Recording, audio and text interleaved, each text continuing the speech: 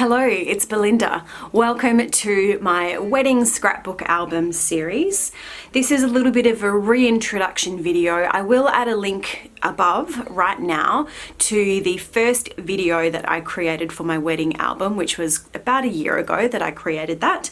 And in that video, at the start of that video, I take a really detailed walk through the supplies that I had collected in this little box here to create my wedding album. I also created one layout. And since then, I have not done anything with this wedding album, but right now it is August 2020 and I am feeling inspired and motivated to spend the month creating layouts for my wedding album. Now, I wanted to create this video today or share this video today as a little bit of a how-to for anybody who is wanting to start documenting their wedding album. It can feel like an overwhelming task, and that's why I haven't really done much with it since I got married. But I sat down, I wanted to spend some time thinking about how I wanted to approach this, and I've got my approach and I wanted to share it with you in case it provides you with some ideas on how you want to approach your wedding album. So as I mentioned in my first video, my intent with this scrapbook album is not to document every photo that was taken. I will be getting a professional photo book made up with the beautiful professional photos that we had taken on the day.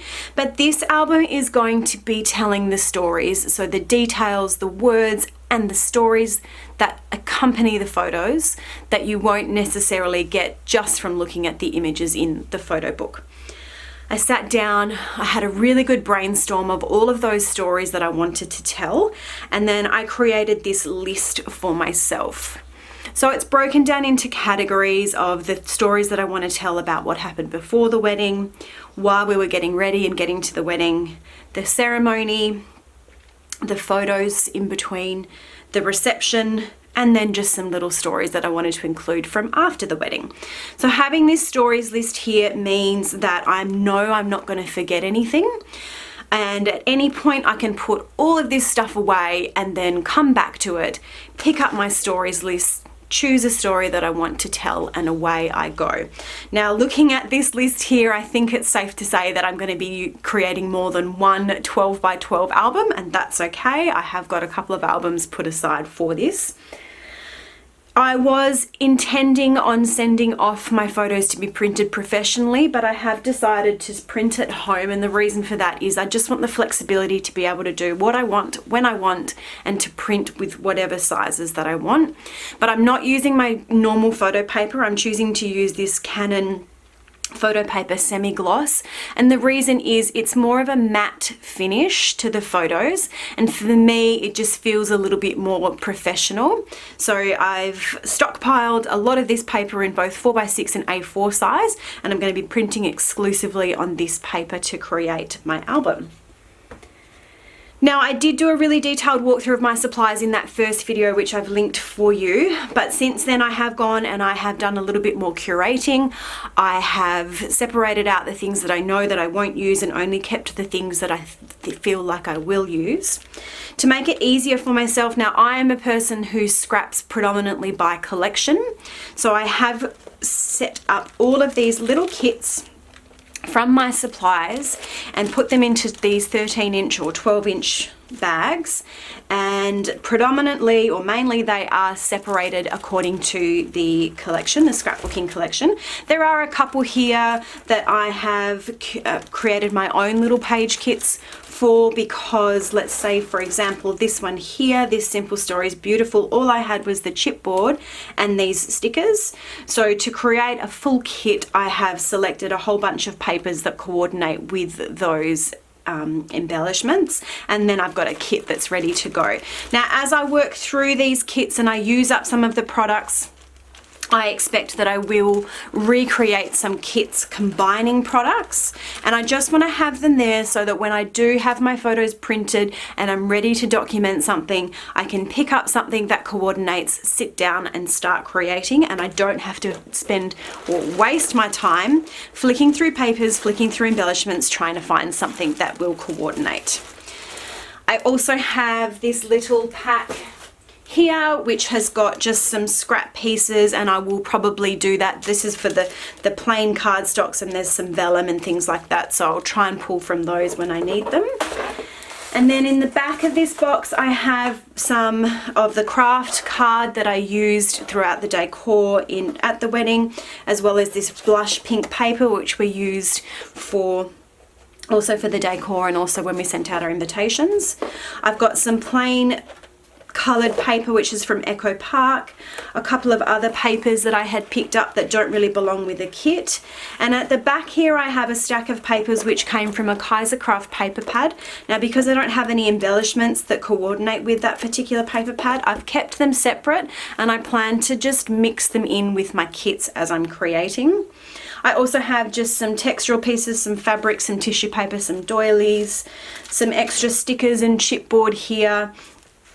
I have a little 4x6 photo case which has got some small embellishments, and I expect that I'll fill this up with more of the die cut ephemera pieces as I start to go through those kits and use up the packets of ephemera.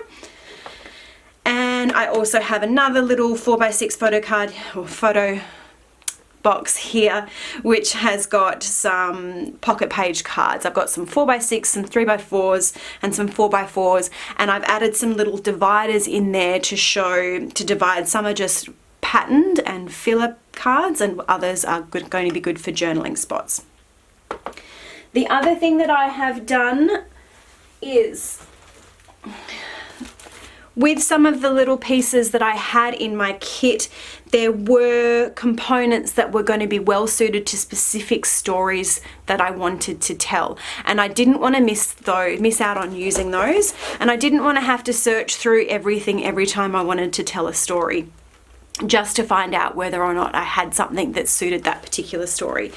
So I've grabbed another big stack of those plastic bags, those 12-inch plastic bags, and as I've been going through all of my supplies, I've put aside the pieces that I think would go well with particular stories, and then what I've done is I've popped a piece of white, just plain white cardstock in the back, thrown the piece into the bag, and then a little card which tells me which part of which story it's going to be attached to. So for example, with this one I had a 4x4 card which had some gold foil champagne glasses.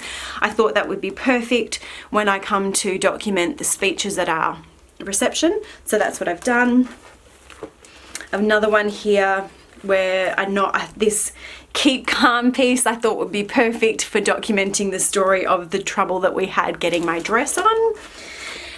And I do card obviously for the vows, and hopefully you should get the idea with those. And there were a couple where I've gone ahead and it's become a bit more of a page kit. So when I saw this pattern paper as I was going through, I knew that it would be perfect to document the story of a little remembrance table that we had set up. I had this pack of embellishments which again seemed to fit well. So that's a little page kit. This is another one where I've got a page kit because this paper here really made me think about our collection of cards that we were given, and this would be ideal. So I just went through and picked some papers to coordinate with that. So what it means is that I've essentially got the start of some page kits here, and it's going to be really easy to have a look at the story that I have written down, go off to my computer, choose the photos, and then sit down and document those stories. And I know that I'm going to use the pieces that are relevant to that particular story. I hope that's all made sense. If you do have any questions, please leave me a comment and I will do my absolute best to answer them for you. As I said, this month I am going to be working exclusively on my wedding layouts. So if you're not already subscribed to my channel, please go ahead and subscribe, and you can see these layouts as I create them and as I get them ready to go into my wedding album. As always, thank you so much for watching, and I hope you have a great day.